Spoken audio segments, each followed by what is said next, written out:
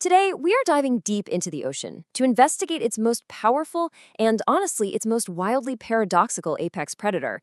We're talking about an absolute powerhouse, an animal capable of effortlessly flipping a great white shark or even teaming up to take down a colossal blue whale. And you've probably seen them making headlines lately for sinking sailboats off the coast of Europe, right? Now, for centuries, we humans have looked at these massive creatures, killer whales or orcas, with absolute sheer terror. But as we're about to find out, beneath that fearsome, toothy reputation lies a mystery that completely defies the laws of nature. Okay, let's kick things off with a number that is probably going to blow your mind. 0. That's right. Throughout all of recorded marine history, the number of human fatalities caused by wild killer whales is exactly 0. There is literally not a single recorded instance of a wild orca hunting or consuming a human being. When you really stop and think about that, it is absolutely staggering. And that brings us to the central mystery of our explainer today. Why does a hyper-carnivore, a highly tuned hunting machine that is more than capable of obliterating us in an instant, actively choose to leave us completely unharmed? I mean, think about it. When you're out there swimming in the ocean, you don't have armor, you don't have fangs, you have absolutely zero venom. By all biological logic, humans are the easiest, softest protein snacks around. So why do they just glide right past us? Well, to answer that, we first need to understand the machine we're dealing with. Section 1. Anatomy of an assassin. To really get this, we need to establish just how perfectly engineered these creatures are for absolute oceanic dominance. Evolution has basically bestowed the orca with a flawless biological structure, starting right with their tactical camouflage. Now you might be thinking, how does a creature that weighs up to 10 metric tons, which by the way is roughly the size of a mid-sized school bus, hide, especially when it's sporting that stark black and white paint job?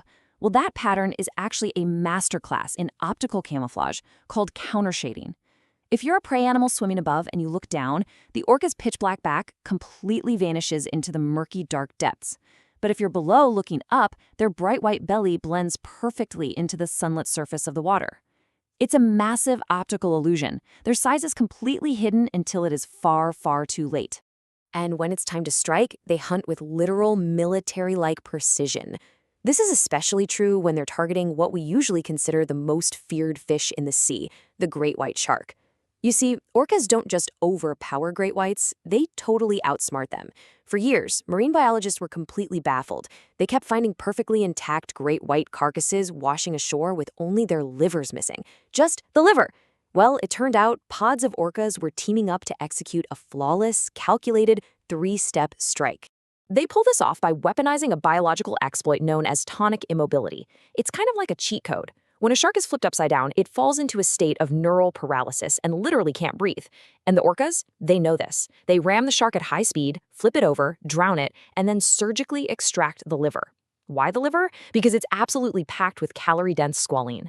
This totally proves that they aren't just relying on brute muscular force out there. They are hunting with incredibly high-level tactical intelligence. Section 2. Culture and the matriarchy. But here's the thing. Their intelligence goes way, way beyond just killing tactics. The brain of an adult killer whale is actually 4 times larger than ours, and it's packed with spindle neurons. Those are the very same cells that give us humans empathy, intuition, and the capacity for grief. This immense brain power forms the foundation of true learned culture.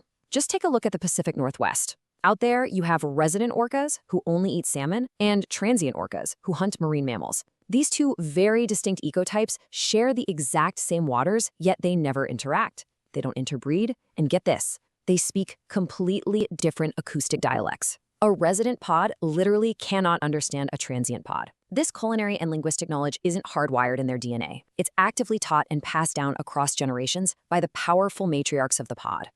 And because these families stay together for their entire lives, they form incredibly intense emotional bonds. Honestly, nothing anchors the emotional weight of their intelligence quite like the story of Taholuqua. Back in the summer of 2018, this mother gave birth to a calf that tragically died after just 30 minutes. Refusing to let go, Taholuqua balanced the heavy little body on her head, constantly pushing it to the surface so it wouldn't sink. And she did this for 17 straight days. Her pod swam tightly around her, physically supporting her whenever she grew exhausted. Neurobiologists cite this devastating 1,000-mile procession as undeniable physical proof of profound grief. They love their families no less than we do. Section 3. Solving the mystery. So knowing all this, knowing their incredible brain power, their ruthless hunting tactics, and their deeply complex psychology, let's uncover exactly why this hyper-intelligent carnivore spares our lives in the wild. First off, we have to address the most obvious assumption. A human paddling on a surfboard looks exactly like a seal from below, right? We know great white sharks bite surfers all the time in tragic cases of mistaken identity. So why is the rate of mistaken identity with orcas practically zero? Well, the answer lies in their biological sonar, echolocation. Unlike a shark's murky, visual-based hunting style, an orca emits acoustic sonar waves that actually penetrate and see through our skin. It's basically acoustic X-ray vision.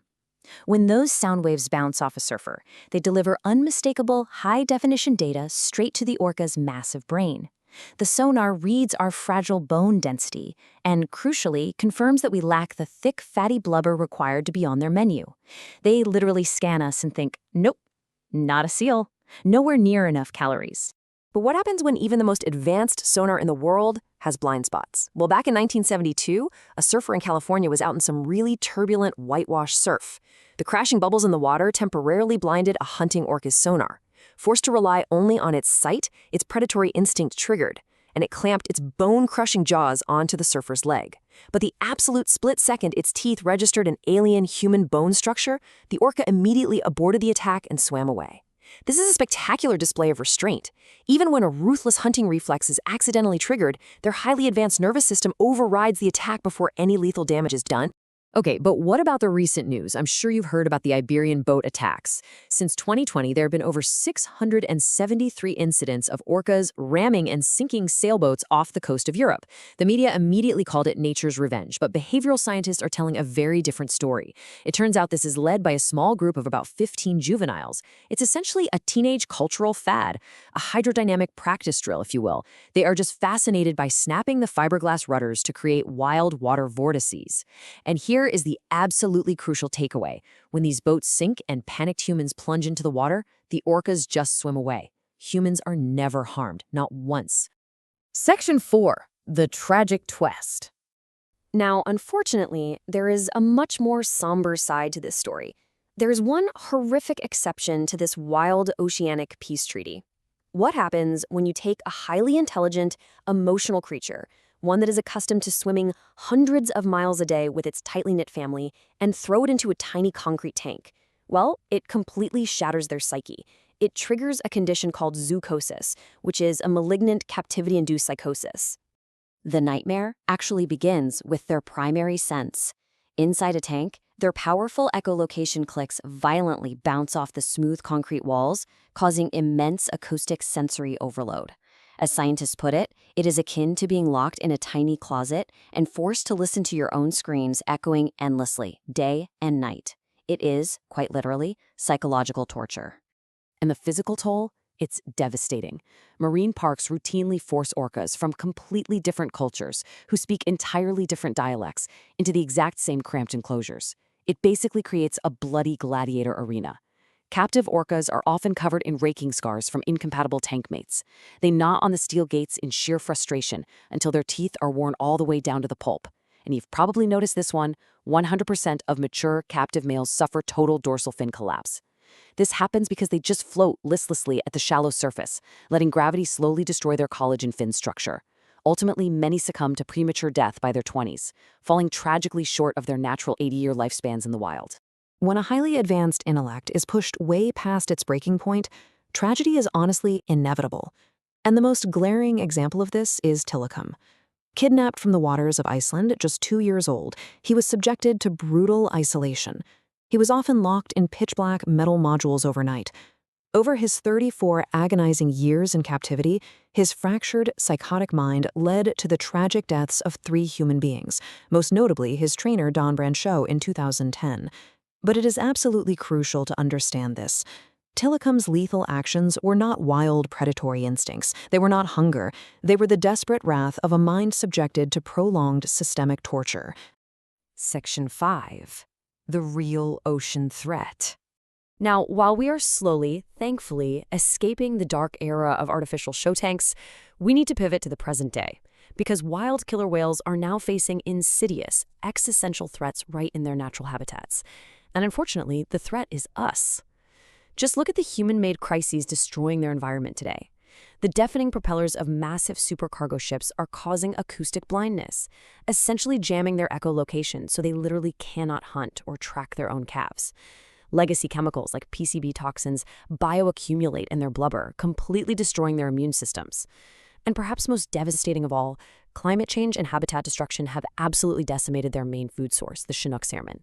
This is forcing populations, like those southern residents we talked about, to face a grim ultimatum: starve or somehow abandon thousands of years of cultural dietary tradition. As we wrap up this explainer, I want to leave you with a final, really provocative thought to chew on.